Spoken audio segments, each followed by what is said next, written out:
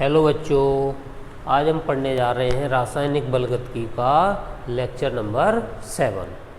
कल तक मैंने एक क्वेश्चन लिखाया था कि निम्न अभिक्रियाओं के लिए वेग व्यंजक की कोटि जो दिया है उसने वेग व्यंजक ये और वेग स्थिरांक की इकाई। तो चलो कल हम थोड़ा सा सीखा था, आज हम इसकी इकाई निकालना सीखते हैं। किस तरह से हम इसकी इकाई निकालेंगे, बहुत ही इंपॉर्टेंट क्वेश्चन है, ये पेपर में आता है। ठीक है, तो पहले तो हमें निकालनी है कोटि और फिर निकालना है हमें दर स्थिरांक की इकाई।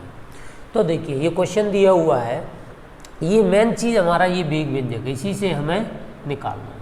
ये क्या चीज़ है? दर स्थिरांक, इसी की इकाई निकलवा रहा है, दर स्थिरांक। और ये वेग समीकरण है, दर बराबर। ठीक है, तो देखो सॉल्व करो। हमें पहले चाहिए कोटि। और कोटि क्या होती है, मैंने तुम्हें सबको पढ़ाया है। दर समीकरण में, ये दर समीकरण है या वेग व्यंजक भी कह सकते हैं। दर समीकरण में अविकारक, ये दोनों अविकारक हैं, देख लो अविकारक ये है और ये है। अविकारकों की सांद्रताओं पर कितनी घात लगी है? 1 दोनों पे। अविकारकों की सांद्रताओं पर लगी घातों का योग अभिक्रिया की कोटि कहलाता है। अविकारकों की सांद्रता पर घात कितनी लगी है? 1, तो कोटि हो गई 2। बिल्कुल सिंपल है। अब हमें निकालनी है दर स्थिरांक की इकाई। तो यहाँ से हम दर स्थिरांक की इकाई निकाल सकते हैं। सभी साथ साथ लिखते जाओ। दर स्थिरांक के बराबर, इकाई के लिए हमें दर स्थिरांक का मान निकालना पड़ेगा, वेग बटे अविकारक की सांद्रता। वेग बटे अविकारक क्या है? H2O2 और I3 निगेटिव की सांद्रता। इन पे घात तो कितनी है? 1 है।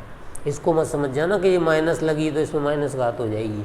ये I निगेटिव पूरा आयन है, घात नहीं है, आयन है ये। ठीक है, अच्छा वेग या दर बराबर हम क्या लिखते हैं? वेग या दर बराबर क्या होता है? सांद्रता बटे समय। सांद्रता बटे समय। तो वेग की जगह हम लिख देंगे सांद्रता बटे समय। ठीक है, इनटू ये क्या है? ये अविकारक की सांद्रता है, तो इसकी भी जगह भी क्या लिखेंगे? सांद्रता। और ये भी क्या है? घात 1 है, और ये भी क्या है? सांद्रता। इस पे भी घात 1, ऊपर सांद्रता थी। बताओ, एक सांद्रता से एक सांद्रता कैंसिल हो गई, तो इसकी इकाई अब आ जाएगी। तुम निकाल सकते हो के बराबर 1 बटे समय को ऊपर ले जाओगे, समय को ऊपर ले जाओगे तो सेकंड इनवर्स हो जाएगा, क्योंकि समय की इकाई, चलो ऐसे ही लिख दूँ, 1/, समय की इकाई क्या होती है? सेकंड इंटू 1/, ये कटी गई थी, ये सांद्रता की इकाई क्या होती है? मोल लीटर इनवर्स पे घात 1, यही होगी, मोल लीटर इनवर्स पे घात 1। इसको मैं ऊपर ले जाऊं तो बताओ क्या आएगा? के बराबर सेकंड इनवर्स को ऊपर ले जाओ, सेकंड इनवर्स, इसको ऊपर ले जाओगे तो मोल लीटर इनवर्स पे घात कितनी हो गई? -1, क्योंकि ये 1 लगी थी, ऊपर जाएगी तो माइनस हो जाएगी। के इक्वल टू, इसको सही से लिख लो, मोल पे घात -1, खोल दो इसका, होल स्क्वायर खोल दो, -1 को क्या लिखोगे? मोल -1, और लीटर पे घात -1 लगी और फिर घात -1, तो ये क्या हो जाएगी? लीटर पे घात +1, और सेकंड इनवर्स ये है। देख लो, यही आंसर आएगा, mole inverse litre second inverse. और लीटर पे घात लगाना जरूरी नहीं है, क्योंकि एक घात है, लिखो या मत लिखो, स्क्रीनशॉट ले लो। अब देखो मैं दूसरा क्वेश्चन कराता हूँ इसी का, ये सेकंड पार्ट था, ये थर्ड पार्ट लिखा हुआ है। ये CH3CHO गिव्स CH4 + CO, इसका वेग व्यंजक भी दिया हुआ है। तो सॉल्यूशन नंबर 3। ठीक है, फर्स्ट मैंने कल करा दिया। मुझे तो मेन तो वेग व्यंजक है, इसी से निकलना है। वेग व्यंजक हमारा क्या दे रखा है कि CH3 पे घात 3/2, इसकी कोटि बराबर, अब कारकों की सांद्रता पर लगी घातों का योग, इस पे तो घात 1 ही है, 3/2 ही है, तो ये हो गई कोटि 3/2। अब मुझे निकालनी है इसकी इकाई, के बराबर, के का मान निकालना पड़ेगा इकाई के लिए। क्या आएगा फॉर्मूला, बेग अपॉन CH3 पे घात 3/2। बेग की जगह हम क्या लिख सकते हैं, सांद्रता बटे समय। भाई बेग की जगह क्या लिख सकते हैं, सांद्रता बटे समय इनटू ये भी क्या है, अभिकारक की सांद्रता, तो इसको भी लिख लो, सांद्रता पे घात 3/2। इस 3/2 घात को मैं ऊपर ले जा सकता हूँ, बिल्कुल। चलो इसको मैं यहाँ सॉल्व कर रहा हूँ। सांद्रता तो ऊपर एक है ही, सांद्रता पे घात कितनी है 1, ये 3/2 ऊपर जाएगी तो घट जाएगी इसमें से 3/2 बटे नीचे क्या है समय। ठीक है, अब देखो ध्यान से, सांद्रता पे घात कितनी लगी है 1 माइनस 3/2, यानी कि ये है 1.5 और ये है 1। 1.5 में से 1 जाएगा, माइनस का 1.5 बड़ा है, 1.5 में से 1 जाएगा, कितना बचा आधा, तो ऊपर लिखेंगे अपन सांद्रता पे घात -1/2 बटे नीचे क्या चल रहा है समय। सांद्रता की इकाई क्या होती है, मोल लीटर इनवर्स पे घात -1/2 और नीचे समय का क्या है सेकंड। अब इस घात को होल स्क्वायर को खोल दो, ये घात इस पे लगेगी तो क्या आ जाएगा मोल -1/2 और लीटर पे -1 तो है ही, और एक और घात लगी है -1/2, तो माइनस माइनस तो हो जाएगा प्लस, तो लीटर पे घात आ जाएगा 1/2 और नीचे जो सेकंड 1 है इसको ऊपर ले जाएंगे तो क्या हो जाएगी सेकंड इनवर्स। देख लो, कोई दिक्कत हो तो मुझे कमेंट करके बता देना, एनी प्रॉब्लम। इकाई क्या आ गई इसकी, वेग स्थिरांक की इकाई मोल पे घात -1/2, लीटर 1/2, सेकंड इनवर्स। नीचे एक लाइन लिख देना, बोले ही कैसे लिखोगे, इस वेग व्यंजक के लिए दर स्थिरांक की इकाई ये है। स्क्रीनशॉट ले लो, मैं हटा रहा हूँ। बिल्कुल सिंपल क्वेश्चन है, लेकिन ये सिंपल उन्हीं बच्चों को लगेंगे जिन बच्चों ने मेरा कंटिन्यू लेक्चर देखे होंगे सारे। ठीक है, और अब आपको पता है ऑनलाइन क्लास स्टार्ट हो गई है तो सारी ऑनलाइन ही चल रही हैं। ये वीडियो मैं बना रहा हूँ, आज किसी प्रॉब्लम की वजह से ऑनलाइन ले नहीं पाया मैं, तो आज ये वीडियो मैं आप लोगों के लिए बना रहा हूँ।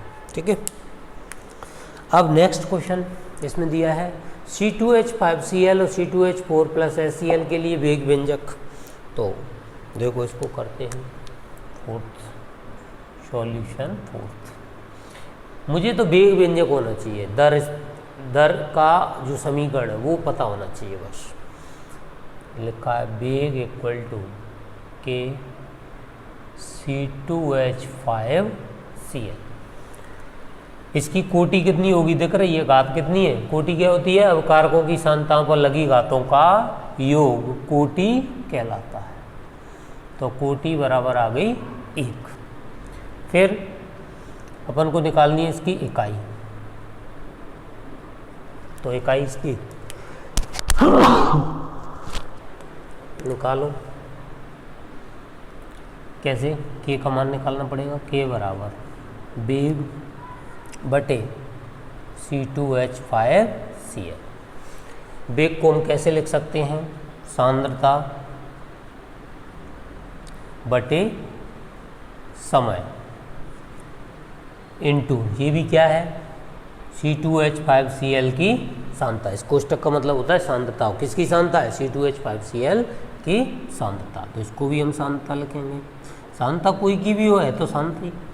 अब तुम देखो ये भी सांद्रता, ये कट गई तो नीचे क्या बचा, 1 बटे समय, और 1 बटे समय को हम क्या लिख सकते हैं सेकंड, क्योंकि समय की इकाई होती है सेकंड। सेकंड ऊपर जाएगा तो सेकंड इनवर्स। देख लो फोर्थ वाले का आंसर आ गया सेकंड इनवर्स। चेक कर सकते हो, तुम खुद भी कर रहे होगे। ठीक है, ये तो हो गया तुम्हारा क्वेश्चन नंबर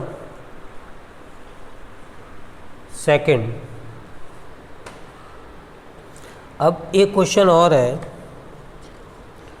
वो मैं तुम्हें कराता हूँ पहले।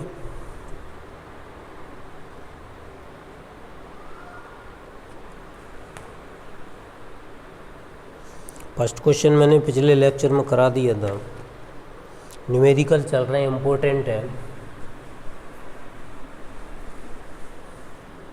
अब देखो क्वेश्चन नंबर 3 देखो, अणु, अच्छा क्वेश्चन नंबर ये है सेकंड, ये फर्स्ट था, कल मैंने इसका एक पार्ट करा दिया था, ठीक है। निम्न वेग व्यंजकों से अवक्रिया की कोटि की पहचान करो। माने इस अवक्रिया को, ये वेग व्यंजक दिया है, इसको देख के हमें ये बताओ कि इसकी कोटि कितनी होगी। बहुत ही अच्छा क्वेश्चन है, ओटी का क्वेश्चन है, मतलब आप देख के भी बता सकते हो, पर मैं तुम्हें सॉल्व कराऊंगा, इसको ध्यान से देखो, ठीक है। इसको मैं बता दूँ,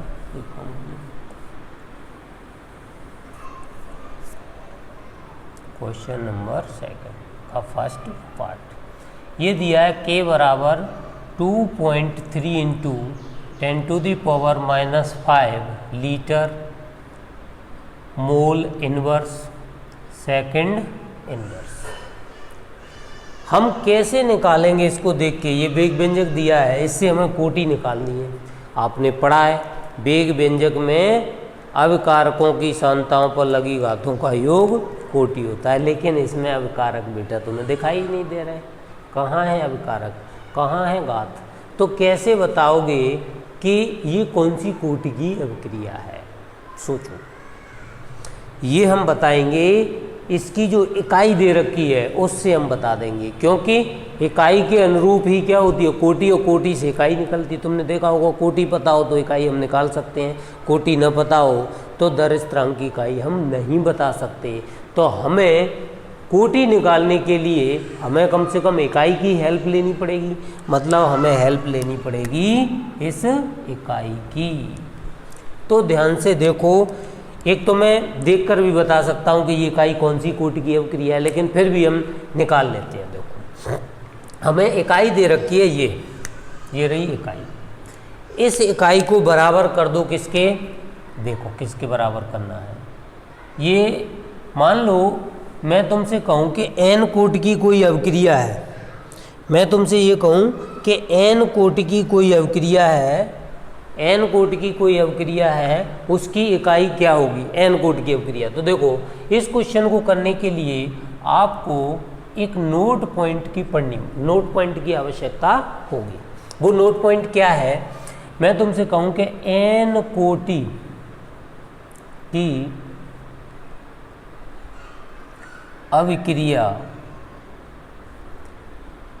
के लिए, n कोटि की अवक्रिया के लिए दर स्थिरांक k की इकाई, यदि हम n कोटि की अवक्रिया के लिए दर स्थिरांक की इकाई निकाल देंगे तो ये क्वेश्चन सॉल्व हो जाएगा। कैसे, मानना तो पड़ेगा, माना n कोटि की अवक्रिया निम्न है, माना n कोटि की अवक्रिया निम्न है, n कोटि की अवक्रिया निम्न है। अब वो n कोटि की अवक्रिया के लिए आपको करना क्या पड़ेगा, एक वेग व्यंजक लिखना पड़ेगा n कोटि की अवक्रिया के लिए। तो वेग व्यंजक क्या होगा, देखो पहले मैं अवक्रिया लिख दूँ, चलो Na से उत्पाद, यही है n कोटि की अवक्रिया, Na से उत्पाद। इसका वेग व्यंजक बताओ क्या होगा, वेग व्यंजक होगा k A की सांद्रता पे घात n कोटि की अवक्रिया के लिए यही होगा। एक कोटि की होती थी तो अवकारकों की सांद्रता पर घात कितनी लगाएंगे, 1, 2 कोटि की होती तो 2, 3 की होती तो 3, और 0 की होती तो 0। जी कौन सी कोटि की है, n, तो वेग व्यंजक में अवकारक की सांद्रता पर घात क्या लगेगी, n। ये आप समझ गए। अब देखो मुझे तो इकाई चाहिए, तो k बराबर वेग बटे नीचे क्या लिख लोगे, वेग बटे ये वाली सांद्रता आ जाएगी, घात n। देखो वेग को हम क्या लिख सकते हैं, सांद्रता बटे समय, और ये भी क्या है, सांद्रता, ये भी सांद्रता है, ठीक है। इस पे घात कितनी है n। जे n घात ऊपर चली जाएगी तो क्या आ जाएगा, देखो जरा, सांद्रता पे घात ऊपर 1 थी, अभी कितनी थी, 1 घात थी, और ये n ऊपर चलेगी तो माइनस की n, ठीक है। समय को भी ऊपर ले जाओ, समय, और समय पर घात कितनी लगा दो, -1। सांद्रता की इकाई क्या होती है, मोल लीटर इनवर्स, पे घात कितनी लगा दो, 1 - n, और समय को क्या लिख दो, सेकंड इनवर्स। भाई समय की सेकंड ऊपर इनवर्स चली रही है। जे एक फॉर्मूला आ गया दर स्थिरांक की इकाई, दर स्थिरांक की इकाई, और दर स्थिरांक क्या है, k, दर स्थिरांक k की इकाई आ गई ये। अब मैं तुम्हें कोटि सिर्फ दे दूं तो तुरंत तुम इकाई निकाल सकते हो। इसको और आगे सॉल्व करोगे तो ये क्या आ जाएगा, मोल पे घात क्या है, मोल पे घात क्या है, 1 - n, और लीटर पे घात बताओ क्या है, -1, तो ये है ही, और ये पूरी घात है 1, तो ये माइनस का इसमें मल्टीप्लाई हो जाएगा तो क्या हो जाएगा, n - 1, क्योंकि 1 थी प्लस की तो माइनस हो जाएगा, और n थी माइनस की तो प्लस हो जाएगा, ठीक है। और सेकंड, जी मेरी इकाई आ गई। जी कौन सी कोटि की अवक्रिया की आ गई, n कोटि की अवक्रिया की इकाई आ चुकी है। इतना समझ में आ गया, इतना जब समझ में आ गया तुम्हें, तो अब तुम कोई दम नहीं है। अब मैं तुमसे कहूँ कि इस क्वेश्चन के लिए तुम कोटि ज्ञात करो, तो मैं देखो तुरंत इस क्वेश्चन के लिए कोटि निकाल सकता हूँ, ठीक है। मैं देखो सॉल्व कर रहा हूँ इसका, ये तो मैंने नोट पॉइंट यहाँ से किया। अब मैं सेकंड का सॉल्यूशन बताता हूँ, ठीक है। क्वेश्चन नंबर सेकंड का सॉल्यूशन, फर्स्ट ये दिया है इसने, k बराबर 2.3 × 10⁻⁻5 litre mole inverse second inverse. कुछ भी नहीं है इसमें, हमें तो कोटि चाहिए, तो हमें सिर्फ ये इकाई से ही हम कोटि निकाल देंगे। यदि तुम पता कर लोगे ये कौन सी कोटि की अवक्रिया के लिए ये आती है तो पता चल जाएगा। तो देखो मैंने ये LHS में लिख दिया सॉल्यूशन में, देखना यहीं से, litre mole inverse second inverse, और इस n कोटि की अवक्रिया को भी लिख दो, मोल 1 - n litre n - 1 second inverse. इधर मैंने n कोटि की अवक्रिया के लिए लिख दी, और इधर मैंने वो लिख दी जो इसकी इकाई दी है। तो n का मान जो आएगा वही क्या कहलाएगी, उसकी कोटि कहलाएगी, क्योंकि n क्या है, कोटि। अब तुम सोचो मोल पे -1 कब आएगा, जब n का मान क्या हो कि मोल पे -1 आ जाए, या n का मान क्या हो कि लीटर क्या आ जाए, ऊपर घात 1। तो सोचो यहाँ से पता चल रहा है, यदि मैं n की जगह 2 रख दूँ तो लीटर क्या आ जाएगा, 1।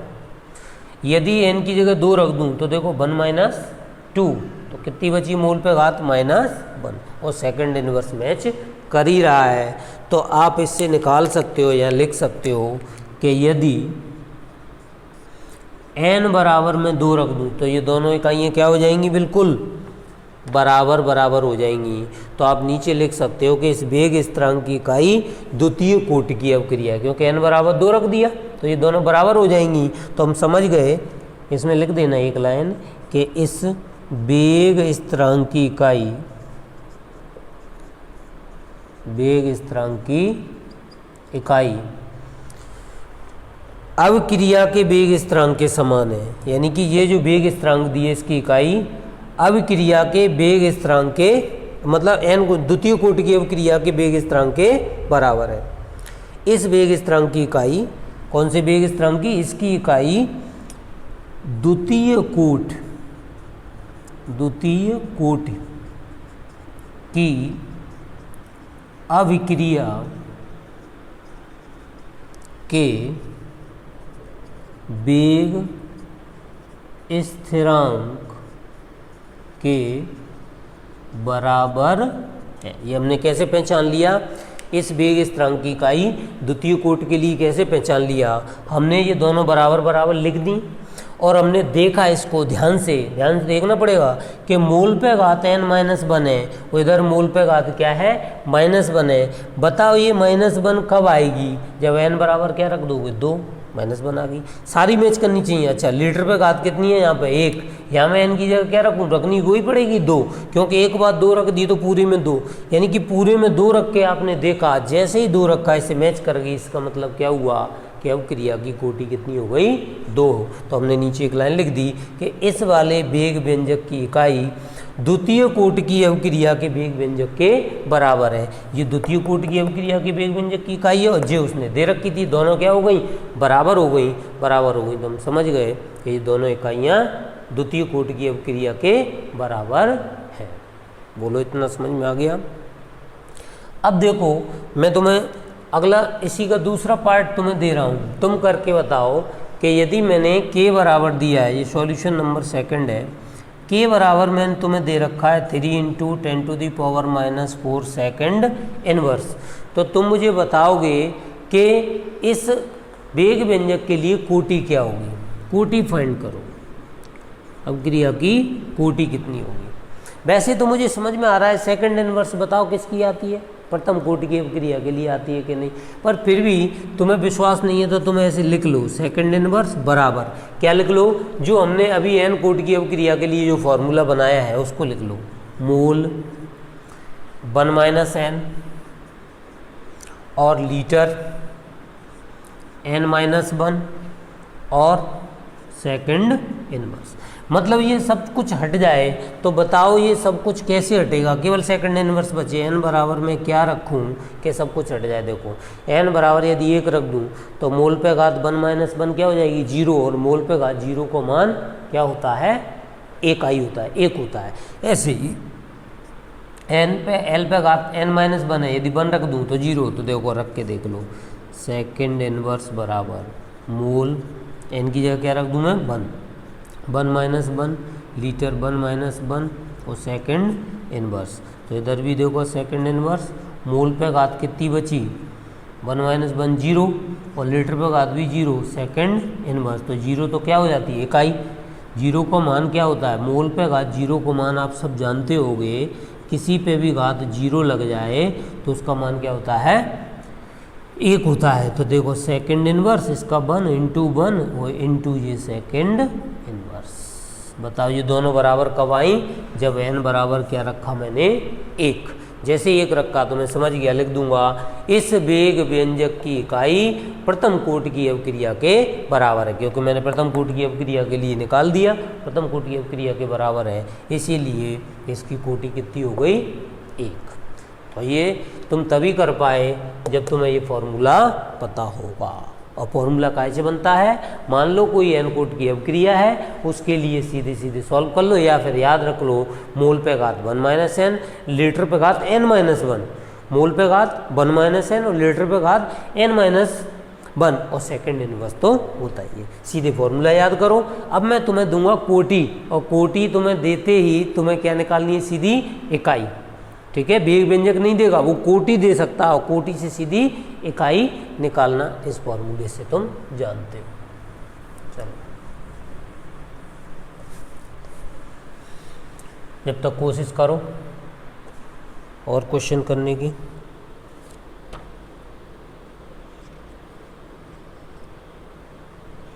चलो मैं तुम्हें क्वेश्चन दे रहा हूं, कोटि बराबर 1 हो तो दर स्थिरांक की इकाई ज्ञात करो।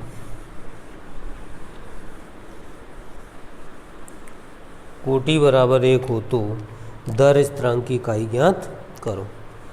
ये देखो कोटि बराबर कितनी दी है 1, तो दर स्थिरांक k की इकाई ज्ञात कर। तो हमें वही फॉर्मूला याद रखना पड़ेगा, या फिर निकाल लो n कोटि की अवक्रिया का फॉर्मूला क्या होता है। अभी अभी हमने निकाला था k बराबर मोल पे घात 1 - n और लीटर पे घात n-1, यही आया था, और सेकंड इनवर्स। देख लो मोल पे घात 1 माइनस एन, लीटर पे घात n माइनस 1 और सेकंड इनवर्स। हमें कोटि कितनी दे रखी है, यानी n का मान कितना दे रखा, 1, n बराबर 1, तो k बराबर क्या आएगा, मोल पे घात 1 माइनस 1, 1 माइनस 1 और सेकंड इनवर्स। मोल पे घात 0, लीटर पे घात 0, ये हो गया सब कुछ इकाई, तो k की इकाई आ गई सेकंड इनवर्स।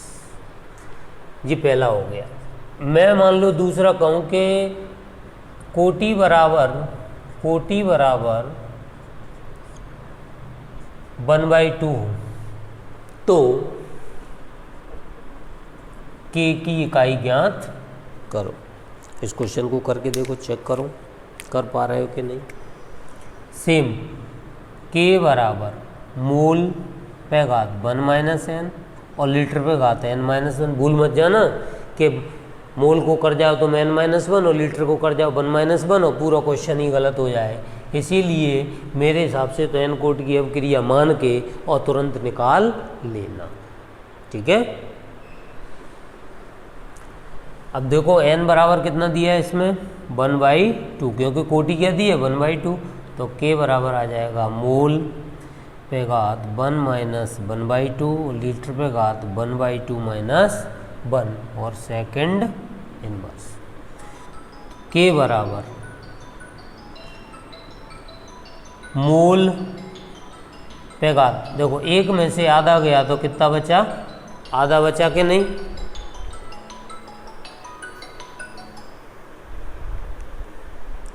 और लीटर 1/2 में से बन गया तो कितना बचा, माइनस के 1/2 और सेकंड इनवर्स। मोल पे घात देखो एक में से आधा गया तो आधा बचा, और एक में से फिर आधा गया तो माइनस के आधा बचा और सेकंड इनवर्स। ये इसकी इकाई हो गई। अब मैं तुम्हें दे रहा हूँ तीसरा कि यदि कोटि बराबर 2 हो तो k की इकाई, और कोटि बराबर 3 हो तो भी k की इकाई ज्ञात करो। ये मुझे करके तुम कल बताना, हो जाएगा, सिंपल है।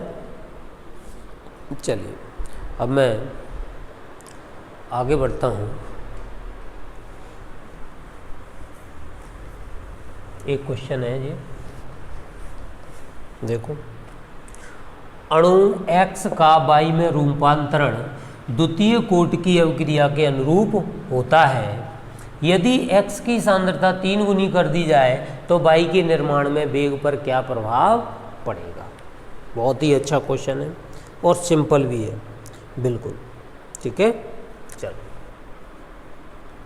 सॉल्यूशन नंबर 3, x का y में रूपांतरण, तो मुझे क्या लिखना पड़ेगा, x का y में रूपांतरण। ऐसे x से क्या बन रहा है, y, और द्वितीय कोटि की अवक्रिया है, मतलब कोटि इसमें दे रखी है उसने द्वितीय कोटि, n बराबर कितनी दे रखी है, 2।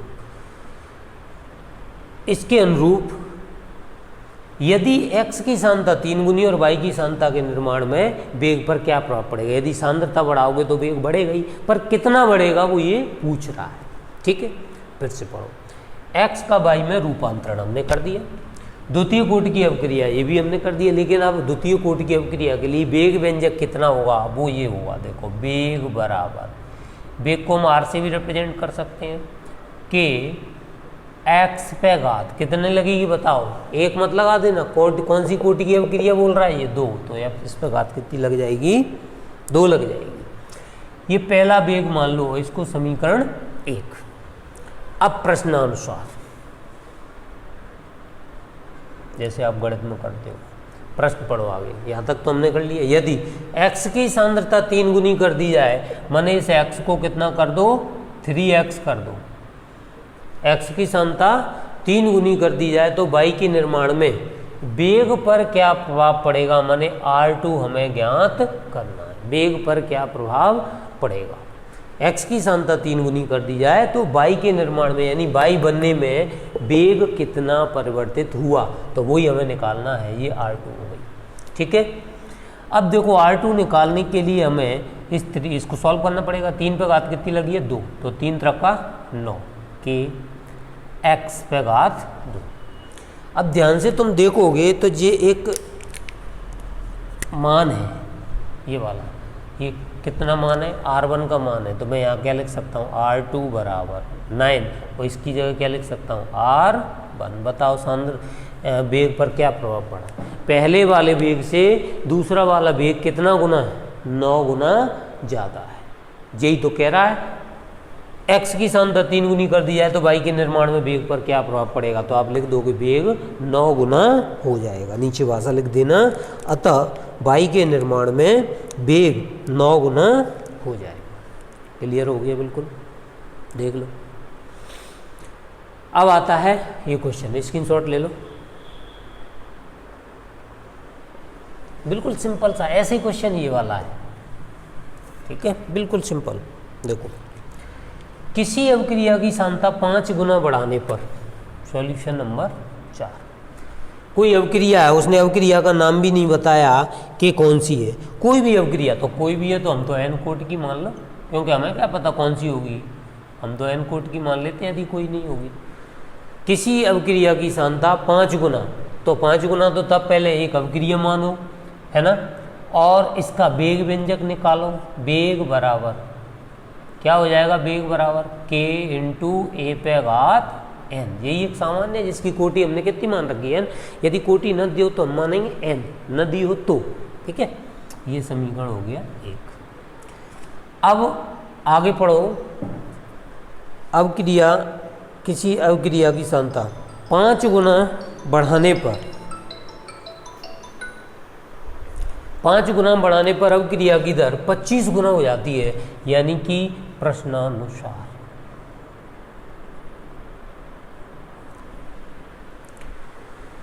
पाँच गुना बढ़ा दी जाए तो 5 गुना क्या बढ़ा दो, सांद्रता। ये सांद्रता को कितना कर दो, 5a पे घात n। तो अवक्रिया की दर कितनी हो जाती है, 25 r, ठीक है। ये मान लो समीकरण 2। तो अवक्रिया की कोटि निकालनी है, इसमें हमें कोटि निकालनी है, तो ये समीकरण 1 और ये 2, समीकरण 2 भागित 1 लिख दो, 25r बटे r इक्वल टू के 5a पे घात n अपॉन के a पे घात n। r से r कैंसिल, क्या बचा, 25 बराबर के से के कैंसिल, 5 पे घात n, 5 पे घात n, एक ही सांद्रता पे घात n और एक ही सांद्रता पे घात n। ये कट गया, क्या बचा, 25 बराबर 5 पे घात n। 25 को कैसे लिख सकते हो, 5 पे घात 5 लिख सकते हो, 5 पे घात n। तुलना करने पर, गणित बहुत पड़ा होगा, तुलना करने पर, तुलना करोगे तो बताओ n बराबर कितना आ गया, 5। तो कोटि आ गई अवक्रिया की 5। क्लियर हुआ। आज के लिए इतना ही है, कल फिर लेक्चर स्टार्ट होगा।